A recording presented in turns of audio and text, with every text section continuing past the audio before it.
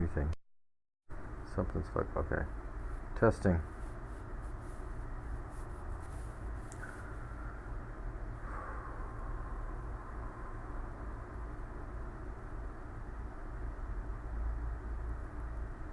Um, I'm hoping I can get through this with only one cigarette. So we're not really sure whether that's possible.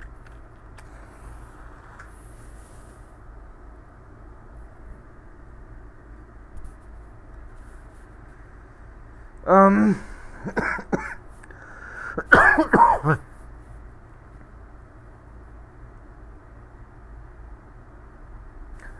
the story I want to tell is, I was thinking about what to call it. This was the second time in my life that I realized something was looking out after me.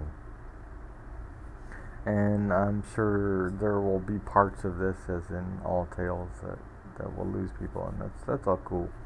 The first was probably, and I'll pick this up at some of the time, when my classmates used to convince me. It was pretty easy fucking to do. When they would convince me to engage Miss Kilpatrick in discussions about Aslan and from Narnia. But this is the second time something like that happened, where I realized I was like, that there was sort of, I mean, she was definitely a light shining over me, and the experience I want to tell you now is I definitely felt like there was a light shining over me. And as to poetry, I don't know what the fuck poetry is anymore, so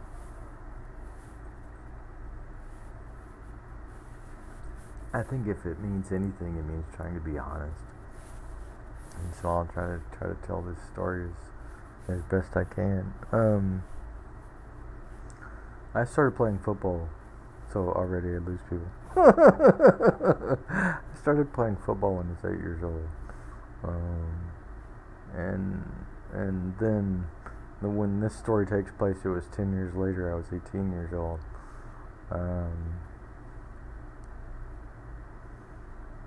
In that first season, when I was 8, we lost every game. I mean, every game we lost. We didn't win a single game that year. And then senior year, we won every game, which I thought was really funny. And probably, I have a feeling it was about a month and a half. I'm pretty sure it was about a month and a half. Definitely wasn't as short as a month, but I don't think it was quite as long as 2 months. Had been in my own mind preparing myself to wish farewell to a mode of living. I don't know what you want to call it. Football's a weird thing. I don't think it's just Texas. I mean, I guess other sports do this too. But a perspective, you might say. And so for a month and a half, I was preparing myself for the fact that after that final game, I wasn't going to play in college, and I knew I wasn't going to play in college.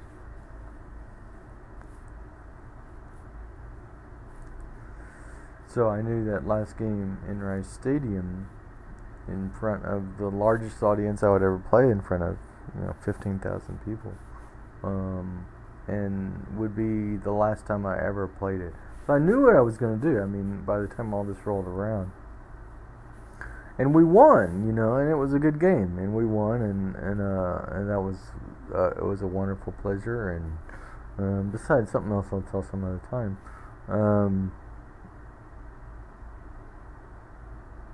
This is where my telling of the story, I think, escapes my ability to enunciate it. Is after it was all over, we went back to the locker room, which in Rice Stadium, like any big football stadium, is this big long corridor. So you walk up this big long corridor, and then we turned left and went into our locker room. And Coach Mack did his thing, and everybody was cheering and yelling and screaming. I was crying, I think. And so I knew I had prepared this for over a month and a half, like I say, at least for a long time. I knew how I was going to, the cigarette's toast, so, but it didn't really matter. I knew how I was going to say goodbye. Like I say, it's something I'd loved, and it's funny because I think this harkens back, this reflects back on some of the other stories in my life, and so everybody was like, "Yay, let's get on the bus, let's go home and party, and let's go do this thing and celebrate this thing," and so everybody left, and I turned, and literally they turned left to go up the alleyway back to the bus, and I think I might have even got on a bus, or at least put my shit away on a bus, but came back down to the foot of the alleyway, or what looks like an alleyway, this big huge breezeway, and stood, and I had told myself I was going to do this, and I did it. I stood at the foot of Rice Stadium in that alleyway, and everybody was gone, fucking everybody. It was pitch black, and wept, literally wept. And in my own mind said, I will never see you again. I'm never going to see you again. This is over. This is never going to happen again for me. It's been wonderful. And it's funny because a couple things, they're all going to happen real fast. Somebody came down and tried to get me on the bus.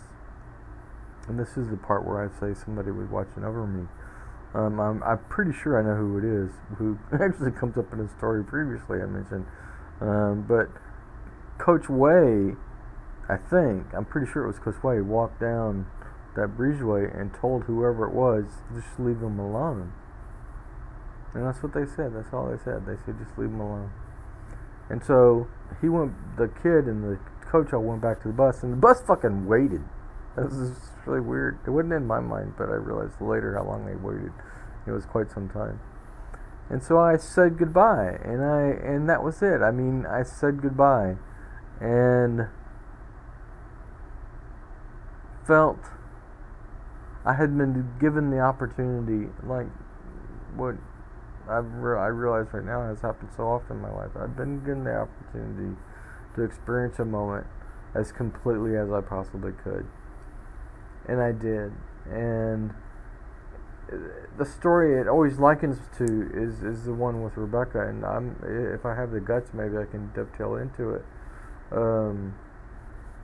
I said so long, but the part that I wanted to tell, and how I think it relates to Miss Kilpatrick, and other occasions where I felt like my teachers like done things and other people were watching over me, is somebody gave me the opportunity to love the way I needed to love. And I think if my parents ever taught me anything, it was defend that right. It was that you do have the right to love, to be loved, to experience pure and ultimate joy, and don't let anybody take that away from you. No matter what the occasion, no matter what the time, no matter what the period in your life, no matter what's going on, be loved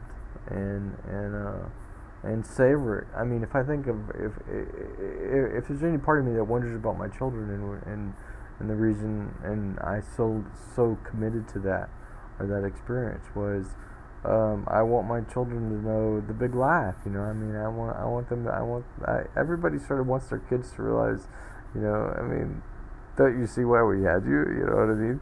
And so I think I'll wrap it up there. But there are many stories to tell. I'm trying to get at least down the ones that really,